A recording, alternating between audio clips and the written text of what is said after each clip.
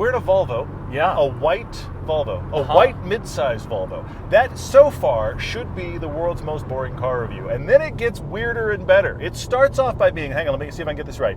Volvo S60 T8 all-wheel drive hybrid inscription. Yes, officially. Which is an awful lot to put on the back of a bumper, by the way. But yeah, there it all is on the trunk lid, I guess. Good news, everybody. Volvo is creating cars that are so highly desirable that you will feel like you found something heretofore unbeknownst to man.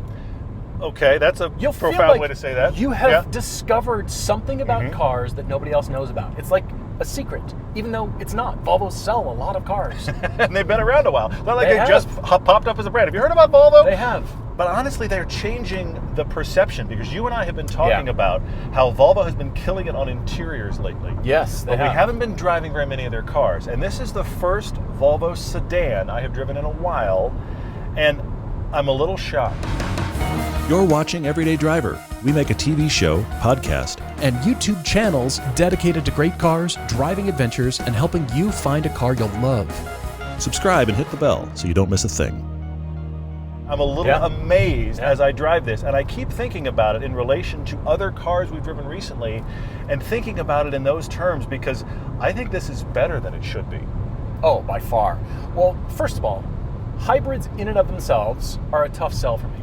Yeah. Because you have to add two sources of energy to your car. Yeah. You got to plug it in, you got to put gas in it too.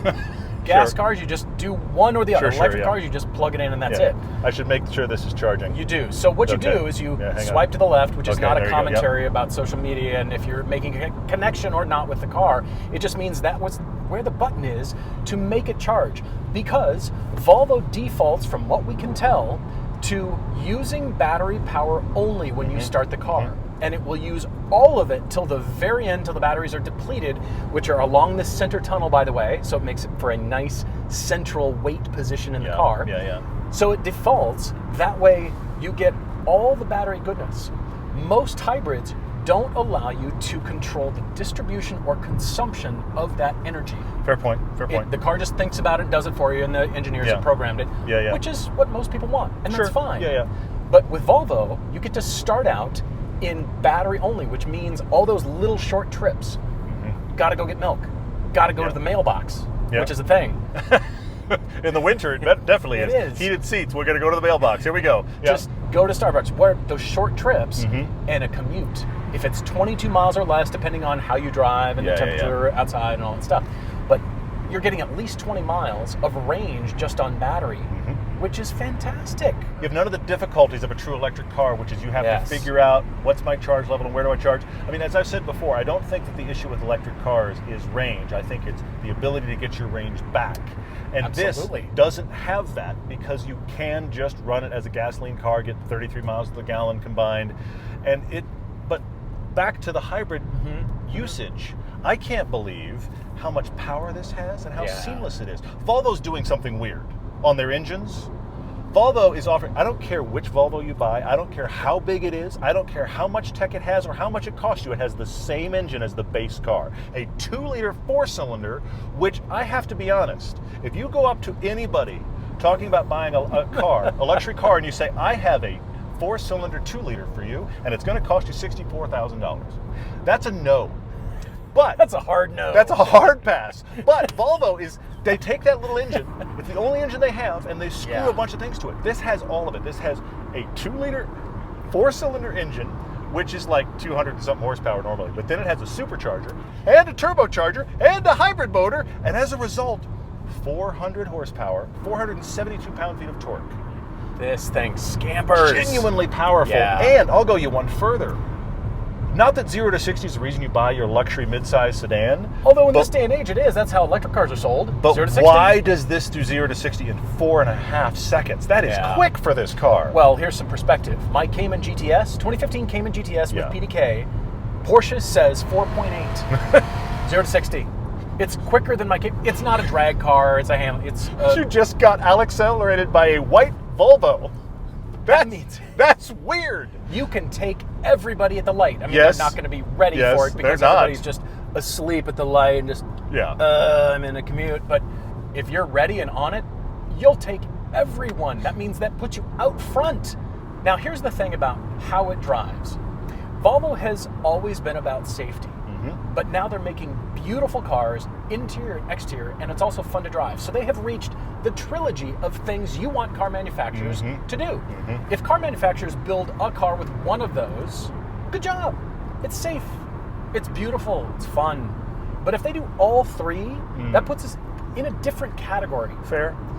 This is beautiful to look at. It's got gorgeous styling. You want to look at this thing. I want you to appreciate, first of all, Thor's hammer, which is the signature DRL, around which everything else is crafted. It is something only the Swedish could do, and they have used it, and it is a line item in the Monroney that says Thor's hammer, DRL. They're pretty proud of that, aren't they? It's That's pretty crazy. Cool, though. How long were Volvos just boxes that were boring? And they definitely have stepped away for that.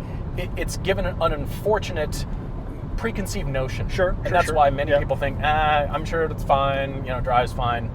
You need to drive this S60. Well, that's the thing. It's a different category. Handling-wise, let's break that down for a second, because this is not a fun to carve into a corner car, but it's surprisingly competent and surprisingly athletic. You don't get in a luxury car, you don't get in a mid-sized luxury sedan and think, I'm going to take this and carve a canyon.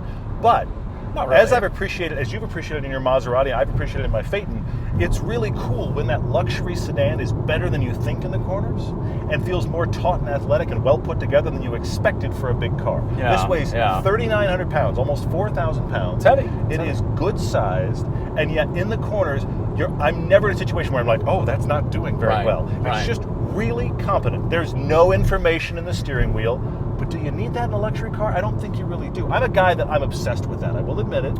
There's some precision there, which I appreciate. Yes, it doesn't do anything that's off kilter, which is great, because that's the thing about it where I'm just like, no, it's precise. I just don't have information. But this is a luxury environment that's trying to shield you. In fact, thinking of that makes me think of two other cars we've driven of late. Okay. That I can't get out of my head when I think about this car. Okay, all right. One is my ridiculous Volkswagen Phaeton, because people have asked me, well, what's a modern equivalent? What's something that rides that well and is that luxurious? And if you get has done that telling much him tech? nothing is the modern equivalent. Nothing is the modern equivalent, because it's crazy. But this is a good comparative. Okay. It has similar ride quality. It just feels like it can saw across the country. It does a good job of just having luxury amenities. The seats are phenomenal. Yeah. I feel like I could drive cross country in this. This has only 2 or 3 inches less rear legroom than my enormous Volkswagen Phaeton. Does it This really? is a mid-sized car. Really? Now the Phaeton has like where'd the front seat go kind of rear legroom. Adults can't kick the back of the front seat. They're so far away. But this is going to be comfortable. If you took 5 people somewhere in this, they'd be comfortable. But the other car that I can't stop thinking about in relation to this, that I'm kind of shocked to compare it to. Okay. You know, recently we drove a Lexus LS. That's the big Lexus. We drove the hybrid. You remember that car? $107,000 for that car. And this is 64. And I gotta say, and I'm surprised to say this, I don't think there's anything that Lexus does better than this. And this is 64 grand and from Volvo. I would take this over the $107,000 Lexus LS hybrid every single time. And that shouldn't be possible. Honestly, it shouldn't. And yet Volvo's done that well. I think you're right. There's more things this does better than that Lexus. Yes. I'll give you one example. That car didn't feel powerful enough. This feels wildly powerful. And the hybrid integration took away from the luxury. This has a 8-speed gearbox to the front wheels, a direct drive rear. Just feels normal. And it just feels like a surge. It doesn't feel like a front-wheel drive car. It just feels like a surge from all 4 wheels all the time. You never notice what the engine's doing or what the hybrid system's doing. It just does it and gives you power. Yeah, and it's that the only noise rear-wheel drive pushing you along. Yes, and the only noise is the tires. And I'm perfectly happy in these seats, which are wonderful. It doesn't have the big executive class, business class seats that Lexus did. But I'll trade you the massive trunk. This has a massive trunk. This has a trunk as big as my Volkswagen Phaeton, and this is a mid-sized car. There's so many things we like about this.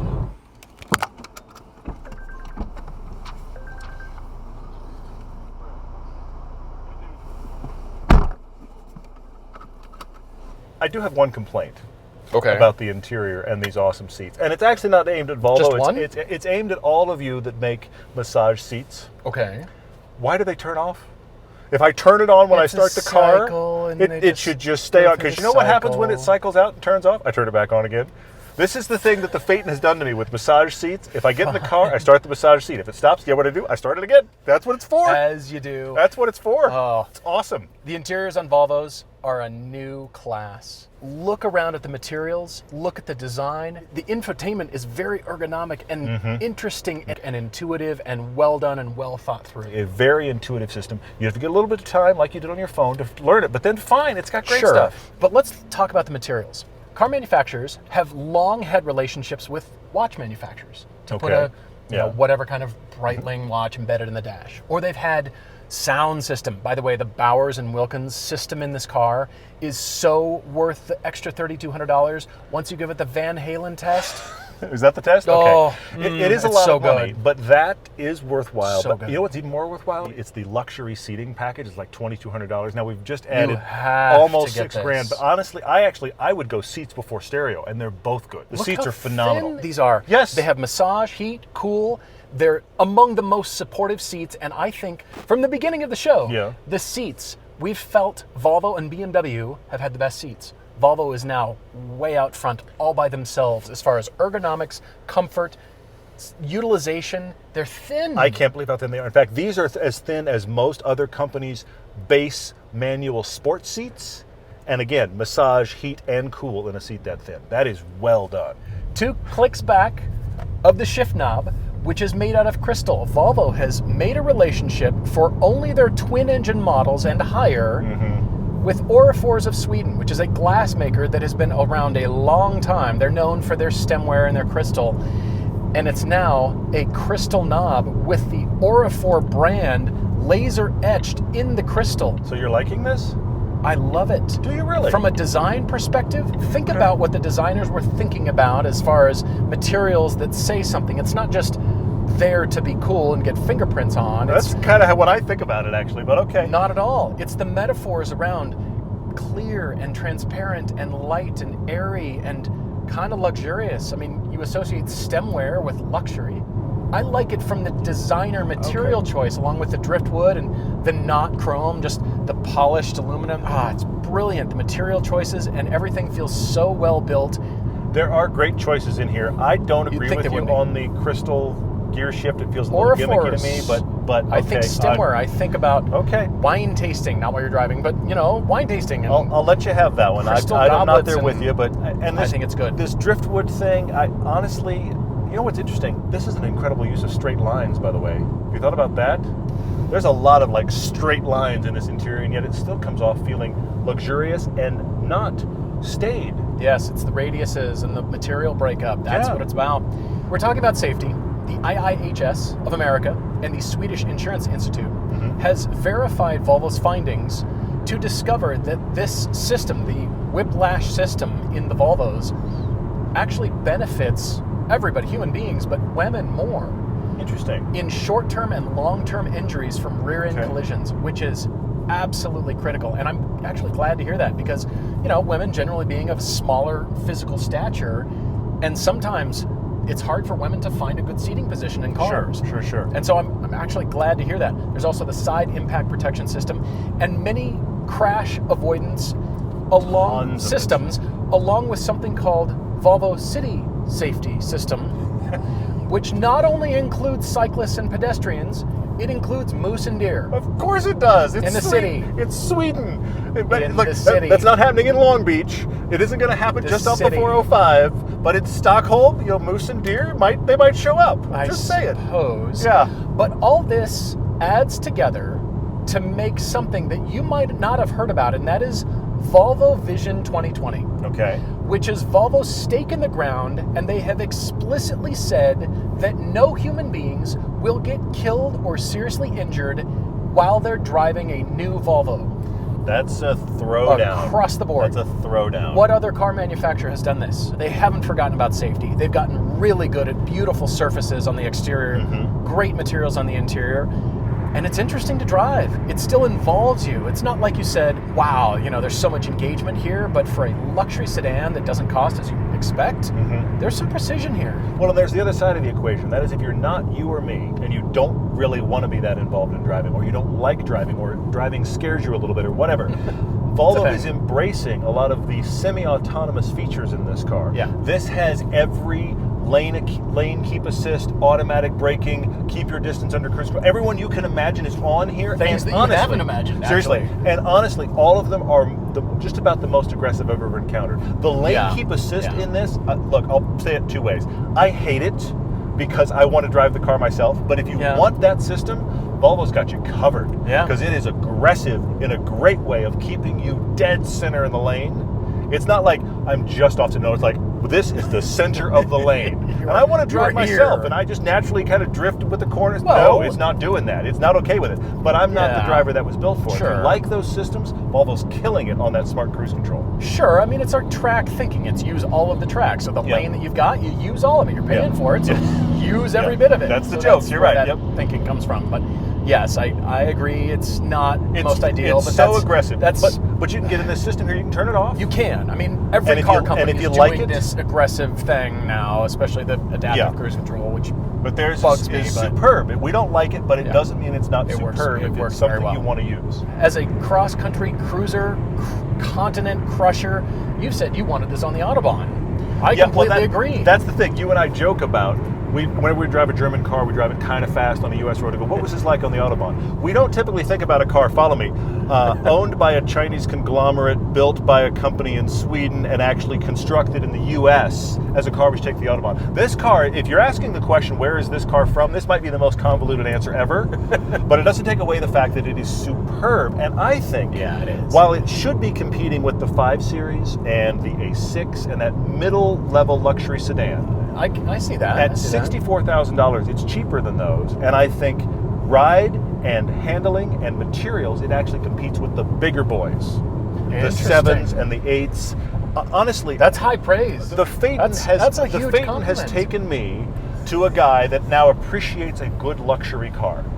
I still love my Lotus, is the best. But the Phaeton has taught me the benefits of a country-crushing luxury car, and this feels like a good replacement for my Phaeton. Wow.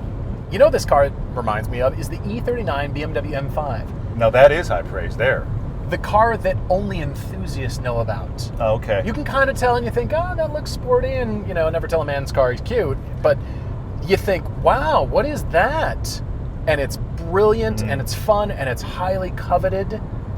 That's what this is a modern equivalent of. It's a sleeper. It is a total sleeper. Yeah, I see it. It's a step under the Polestar. This is as much as you can get. Plus, you get a crystal shift knob. I mean, what else could you want? Which you don't need, but okay. I mean, brilliant. No, but okay. I wouldn't want the most jiggly, crazy, involving steering on this because it wouldn't suit the nature of the car. It's not about steering. But the precision that it has, very impressive. I'll go with you there. Yep. Which still makes it kind of a driver's car, too. It never makes a misstep. And the way that it handles its weight, I mean, it's 4,000 pounds. It's not light. Yeah. The way that it handles its weight is really, really well. And I just can't get over the fact that this just has power. Yeah.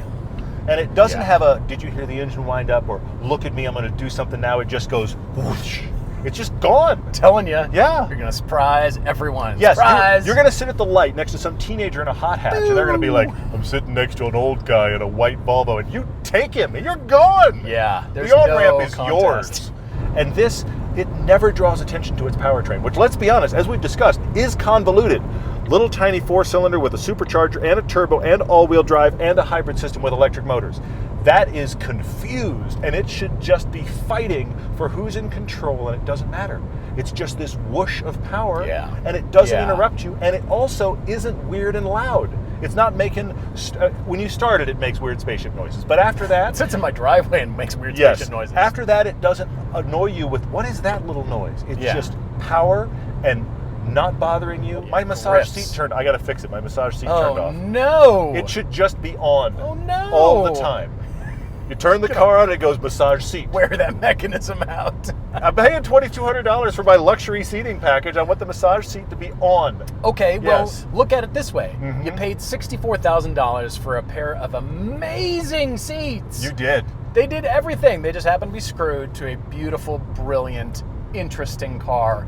Yes. That nobody knows about. Nobody sees this coming. Nobody has any idea. Brilliant. I'm sorry, but I bought a white Volvo is the most boring sentence in car culture. And it is now aspirational. And yet it's something that I'm like, I don't want it in white. But I'd go, I would get this. Happily own this. I'd be excited to own this car. This would look forward to driving. This is a cross-country behemoth. Yeah, it is. That doesn't feel too big. All kinds of luxury. You just saw across the country. The trunk is huge, by the way. It's massive back there. Yeah. This is a mid-size. But it honestly begs the question of why is there a car above this? And Volvo has the S90 above this. That's true. They do. And I still think this is probably the sweet spot. Everybody needs a Volvo, clearly. Everyone. That's never been said. Nobody's ever said everybody needs a Volvo, and yet we're driving this and going, should that be what we say? How great is this car? I'm genuinely surprised. Love this thing. Volvo's done